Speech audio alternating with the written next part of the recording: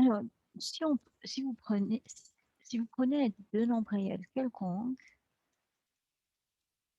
ben, vous serez en mesure de décider de comparer A et de ces deux nombres. Ou bien vous avez la situation A plus petit que B, ou bien A est égal à B, ou bien que A est plus grand que B.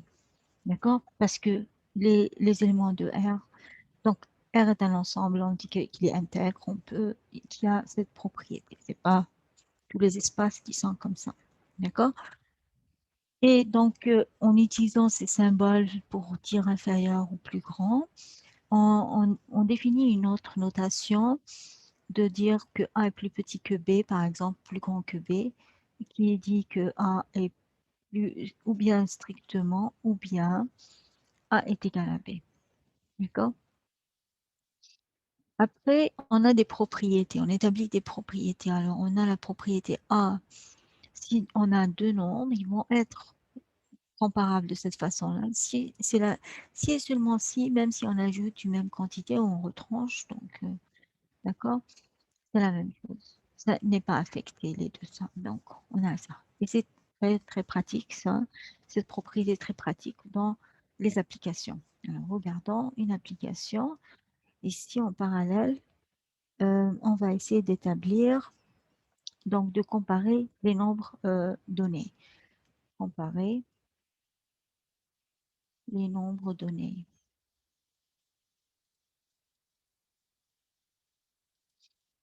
Alors, donc, par exemple, un troisième et un sixième.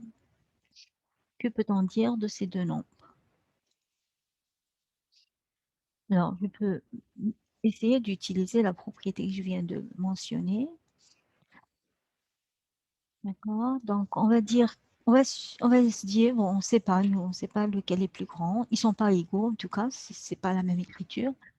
Et elles sont déjà simplifiées, les fractions, donc il n'y a pas de risque. Donc, je vais me dire que, je vais dire, ça c'est inférieur, c'est la même chose si j'ajoutais l'opposé de un sixième des deux côtés. Ça, ça me permet d'éliminer un troisième, un sixième à droite, qui est à droite, d'accord? Donc, un tiers plus l'opposé inférieur à un sixième plus son opposé.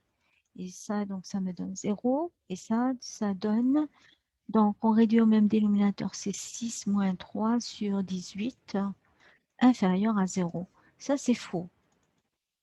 D'accord? Donc, on a, donc, ici, donc, on peut déduire que un troisième n'est pas inférieur, mais plus grand que un sixième.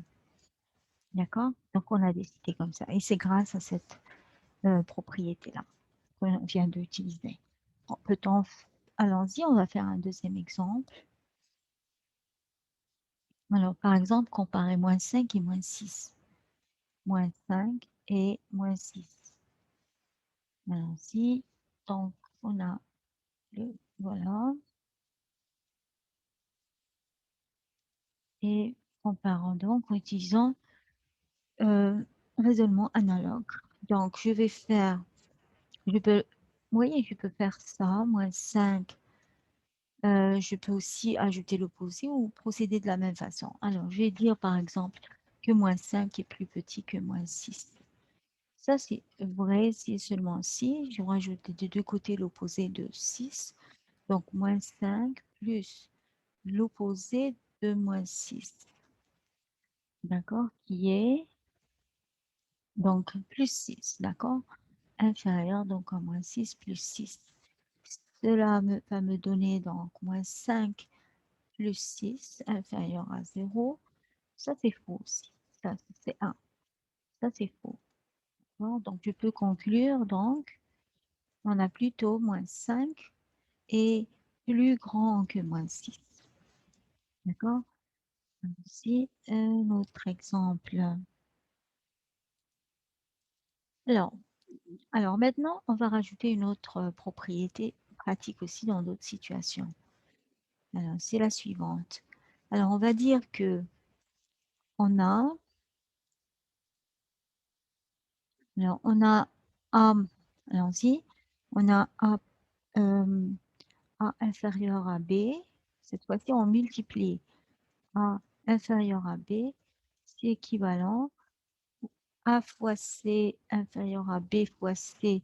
Si je multiplie les deux membres par un nombre positif, et A fois C va changer, je change l'inégalité, B fois C si C est négatif. Voilà, là aussi, c'est un outil très pratique. Essayons de voir ici un exemple dans ce cadre-là. Par exemple, si j'ai moins 3 à comparer, moins 3 et moins 3 demi. D'accord? Supposons que j'ai à faire ça. Alors, je vais prendre donc, disons, voilà. Alors, donc, alors, je ne sais pas, donc je vais faire aussi ceci. Et je veux éliminer, par exemple, 2. Alors, et le moins aussi. Je vais multiplier alors par moins 2 les deux membres. Comme je multiplie par un nombre négatif, je dois changer l'inégalité. Donc, c'est équivalent à dire que moins 2 fois moins 3 est plus grand que moins 2 fois moins 3 demi. Allons-y. Donc, l'équivalent ici, c'est 6, plus grand. Si je simplifie par 2, j'aurai moins 1 fois moins 3 qui va être 3. Et ça, c'est vrai. D'accord? Donc, c'est vrai.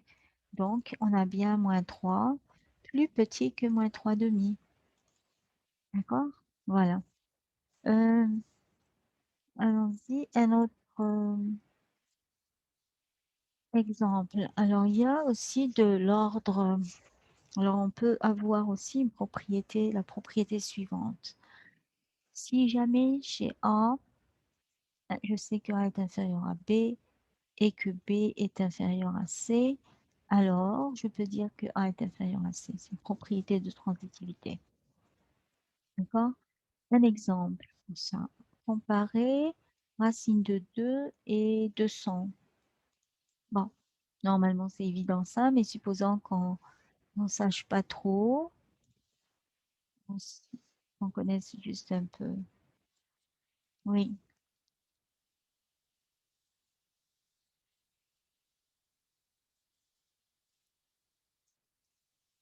d'accord? Alors, donc ici, euh, voilà. Alors je vais dire, je sais que racine de 2 est inférieure, racine de 2 est inférieure à racine de 4.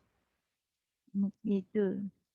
Et j'ai 2 est plus petit que 200. Donc, je peux dire que racine de 2 est plus petit que 200. D'accord?